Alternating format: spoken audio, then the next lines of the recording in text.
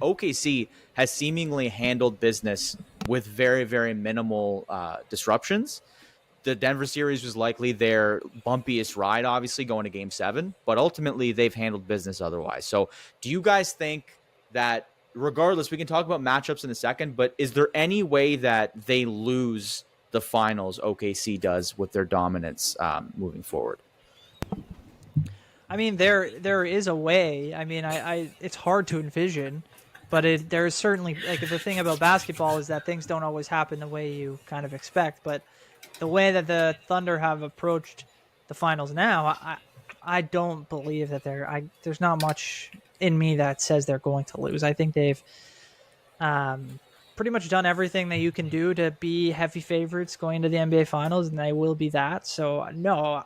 Well, yes, I think they hypothetically could lose, but I don't expect it in any fashion at this point in the season. Mm-hmm. Mm-hmm. Yeah, I would say this is, in terms of the Thunder being dominant, like, they play the most suffocating defense out of any 4 teams that were left. Now down to 3, possibly 2 after tonight. But listen, it's the only way that you lose to OKC is if they have a cold night shooting, and even on those nights, they're able to, like, piece together a good performance and get buckets, even if they're not shooting the ball decently well from, like, the 3-point line, or, like, they just switch up and they go downhill and they attack the hoop. Like, they're good any which way you want to face them. The scariest part about this team is probably it's the weakest. Like, it could be the weakest Thunder team when we look back in the next 5 years. Like, this team's gonna be so good, man. Like, it's like, that's a good point. They broke. I guess the barrier, I guess, is what I can say, is they finally got over the hump against the Denver Nuggets. Like, that was their test. Like, once they got past that, it kind of felt like this is probably going to be their championship. And to get that experience, like, you didn't know if it was going to happen this year, and maybe they have to go another year and try and, like, add another piece and waste up some of this draft capital. But now you're probably going to look at the NBA champions as the OKC Thunder, and they have so many more assets on the way, and they are so young still. Like, Shea's only 26.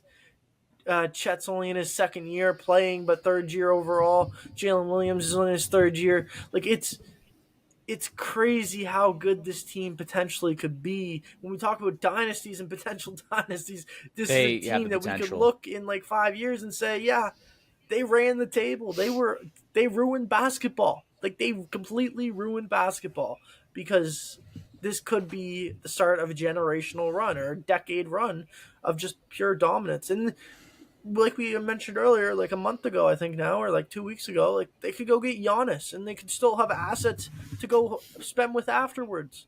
Like, that's how ridiculously deep this team has gotten. And everyone's kind of trying to build that Sam Presti model for the next one. Like, the Jazz are trying to work on it and, like, stuff like that. But you have to hit on your draft picks. And that's the most important thing. And they've hit on them. And it's paying off for them in a massive way right now. And just congratulations to the OKC Thunder for making the NBA Finals. Like, they're a team that definitely deserves to be there 100%. It's just awesome. You bring up the Sam Presti conversation, and just, like, it's why I love the small market aspect of OKC is cool. I love to see the small markets do well, because they often only have, like, 1 or 2 ways to kind of get to this position rather than just acquiring those big players. But, like, man, I just love to see teams like this do well, and they've done it the right way, and they've drafted well. Great bringing in Shea and then drafting Chet Holmgren, and you bring in like the Lou Dorts, and Shea wasn't drafted there, but regardless, like, bringing in the assets and making the right decisions and still being able to say, like, look at the wealth that we have, like you said, Justin, ahead of us. Yeah. Now, I don't know if they'll be able to bring back the same players, right? Like the core might the contracts, or it's going to end up changing. Yes. Like, but the core whether, like, whether you have, like, a Jalen Williams, who obviously is an incredible asset to have. He's really coming into his own seemingly in these playoffs. Like, the threes he's hitting are daggers. Like, that's at the right time. The team can just play in so many different ways, and I think they're a fun team to watch. A lot of people talk about Shea and foul baiting, at least like listening to Part of My Take, for example. That seems to be a narrative that happens. And look, at the end of the day, I understand that's part of the game. I don't love it myself, but he's the MVP, and therefore he's going to be the guy that gets fouled the most. He's going to drive. He has one of the highest drive rates in the league, so it's obvious that he's going to get fouled more often than not. He does get fouled, like sometimes, and like yeah, like it's not like you can go back and watch the replays on them, and like you can say like, oh, he might exaggerate a little bit, but he's definitely getting fouled on that play. Like it's not like it's not a foul. It's just it's hard for officials, I think, in real time. Probably it's hard to see in real time. The point being, like, I love to watch teams like this be successful because they've done it well, and it seems like the era of the super team isn't necessarily. It's kind of fallen by the wayside, and teams like this that have drafted and developed and brought in some maybe key pieces on the side. Boston. Again, Shea wasn't drafted there, and he's the best player in the league as of this year, but you've done it properly. So I love it. I just love watching the team play. This is kind of my takeaway here. Yeah. Well, yeah, and I think, Justin, you brought up their defense, and I think that's the one thing that separates them from all the other, contending teams in the NBA is that it feels like in the last few seasons, maybe even further back, like only the best teams in the league actually even care to play defense. And I think that's that mindset where you're never out of a game if you're able to stop a team. You don't always have to score with them, but you can stop them and you can dominate them physically and in your own, defensive zone. I think that's been the key to Oklahoma City. At least we've seen that they can score with anyone, and it's just their ability to shut teams down, shut their best players down, really use their length and size to their advantage and be able to, really just dominate teams like we've been talking about this whole time. And I think Boston is a good point, Justin. Like that was the team that after they won the championship, I thought that was kind of the next potential dynasty, is that they had so many talented players locked up and looked like they were going to just continue to, at least on the Eastern Conference, they looked like they were going to be the best team for a long time. So OKC has a chance, to just continue to play with what they've got. And that kind of big three of Shea, Jalen Williams, and Chet Holmgren, if they can keep those together and just continue the style of roster construction that they've done, which is continue to draft well, bring in kind of 3-and-D guys who have an effect on the defense. Alex Caruso this year has been one of the more underrated. He's the heart and soul of their team. Yeah, like to bring him in and to have him playing at this level at this time of the year, it just goes to show that teams should be looking for those specific guys as opposed to looking at, big free agents or trying to completely overhaul your team. It's like try to build a foundation and then you fill in, the parts that you really need. So I think that's where they've been able to kind of hopefully, move the sticks a little bit in the NBA, and hopefully teams start to look at them and say, oh, this is how we have to play, as opposed to just like throwing up threes all the time and trying to just outscore your opponent because that's the way of the modern NBA. It's like, no, that's never going to, well, and I won't say never because we probably will get there, but it's not the way to win, it's not the way to play championship basketball. That's for sure. I like when I think about like the model, and I said like Sam Presti kind of built this whole thing. Like I thought about it, and I should say it, like it goes back to like 2019 when they had the decision. Do we be a mediocre team with Paul George and Russell Westbrook just hanging on for anything with these two star-studded names and just being mediocre, being a 7th, 8th seed, being a 6th seed possibly, and just being nowhere, but not like you're not bad enough to be in the lottery. You're not good enough to win a championship. And Sam Presti made the ultimate decision of, okay, let's try to blow this thing up as big as we possibly can and restart from the ground up and build a foundation. And that's what we saw with the Shea trade, where they acquired so many assets, and that's all he's kept on doing is just, we're not ready. Like the Sam Presti model was basically, we're not ready to win yet. Let's keep on trading and getting more assets so that when we are ready to win, we have so many assets stockpiled and ready to go. And that's where we're at with this whole OKC process. You talked about we didn't talk about it, but talk about the Philadelphia 76ers trust the process.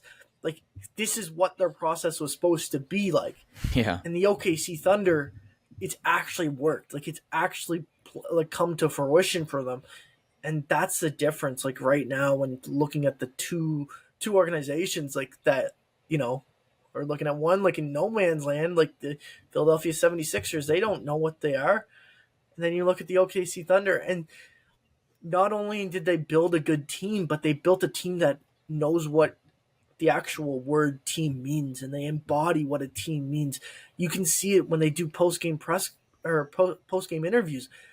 The whole team's with Shea, like the whole team's with whoever's getting interviewed, whether it's Chet, whether it's Jalen, whether it's Alex. Like they are a team together. They do everything together. You saw after his MVP speech, like and we talked about this last week, Brandon, like the whole team's in that building with him, sitting with him, even though they're not being interviewed. They want to be there for him, and he goes and buys them nice gifts. Well, because they're a team. Like they simply understand what it means to be brothers and what it is to be a team.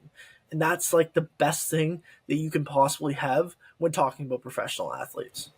I think it goes a long way in the culture standpoint. It's important in every sport, but I think in basketball, and I'm not putting this narrative in basketball, but you often see like a lot of players that, you know, in the media, it tends to be like there's a lot more diva conversation. The NFL can be like this in some degree, but in basketball, when you have one or two of those players out of, let's say, your 12 that might get in the game, that's going to affect the team pretty heavily. And so the culture aspect's important. I saw this Lou Dort quote a couple of days ago. Sorry. I think this is coming out of like the opening round series, but basically, I think he was asked like why you don't talk trash when you're on defense. And he said, there's no reason for me to say anything because I already know you're in hell right now. Like that's a bar.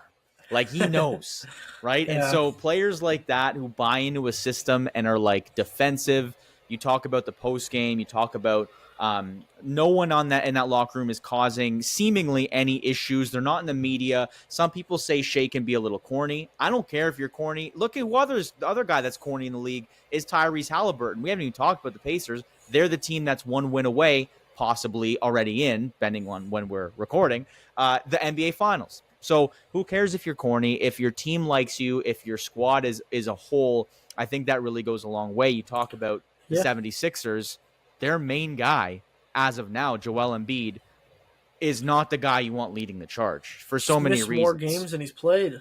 Which is an insane stat. But it's more just, you know, didn't you have a quote be like, I've done so much for this city? It's like, dude, you haven't played. Like, how far have you gotten? Finals game yet? You know? So, like, that attitude, even if you did stuff for the league, like, I don't love that attitude, right? And so that kind of, in basketball, in some situations, it can be prominent where, you know, personalities really dominate the game. Yeah. You look at OKC, and it almost is like they embody the city. It's a smaller market, a lot less eyes on there, and they're just ready to win. They don't care about anything else. Yeah, yeah. And I don't know. And, like, maybe, I don't know if it's money, like, NBA money's obviously a lot bigger than any other sport. You know, I guess NFL's up there with them now, but for quarterbacks, but outside of that, like it's not.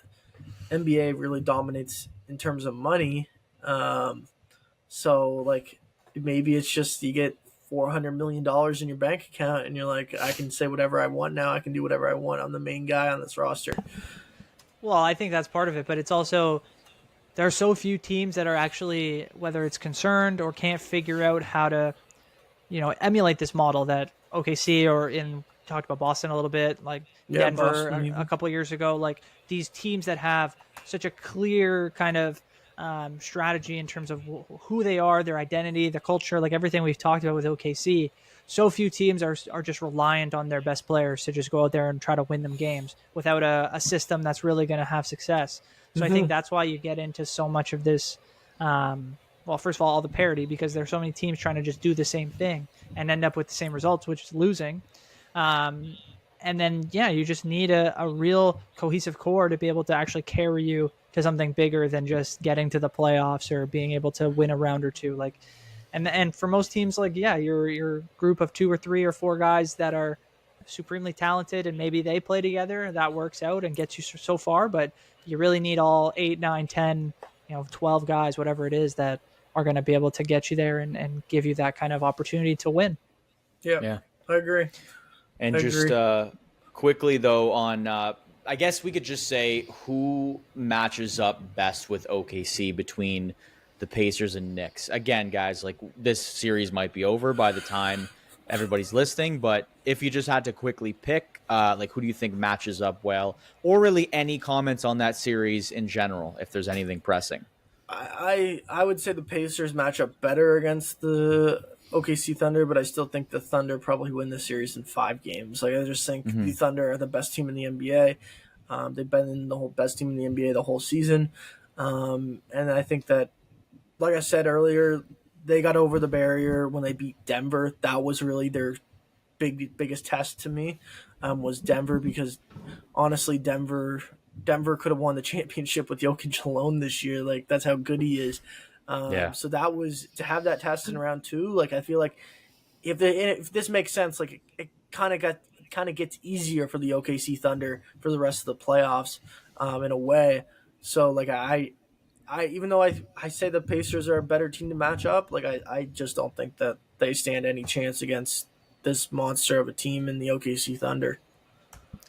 No, I can't help but agree. I think the Pacers would probably put up the better fight against OKC. Like they've got just, I think, more talent kind of spread about, where I think the Knicks would probably, OKC's defense would probably not necessarily say they would automatically shut down, Karl Anthony Towns or Jalen Brunson, but they'd certainly make it a lot more difficult for them to kind of carry the team, especially offensively. And then, defensively, the Knicks, I don't think are as, structured or as, long or athletic as the Pacers. So I think there might be some opportunities for the Pacers to maybe take, one game seems about right. Maybe they can take 2 if they can, get back home for a game 6 or something. That would be great. But other than that, like it's hard not necessarily anoint the Thunder, NBA champions, but it's hard to kind of not have them, as the heavy favorites.